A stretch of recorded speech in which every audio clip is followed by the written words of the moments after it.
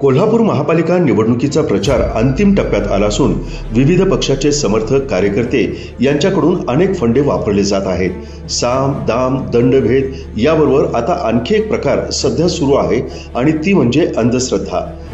याची प्रचिती राधानगरी तालुक्यातील दुर्ग मानवाड या ठिकाणी आली असून शिवसेना ठाकरे गटाचे जिल्हाप्रमुख रविकिरण इंगवले यांच्यावरती भाणामती केल्याचा धक्कादायक प्रकार समोर आला आहे। दुर्ग मानवाडमधील एका जंगलामध्ये काळ्या बाहुलीवरती रविकिरण इंगवले यांचा फोटो लावून तो खिळ्याच्या माध्यमातून झाडात मारल्याचा प्रकार समोर आला आहे। या प्रकारामुळे नागरिकांच्या मध्ये खळबळ उडाली आहे, तर या घटनेची चांगलीच चर्चा देखील रंगली आहे।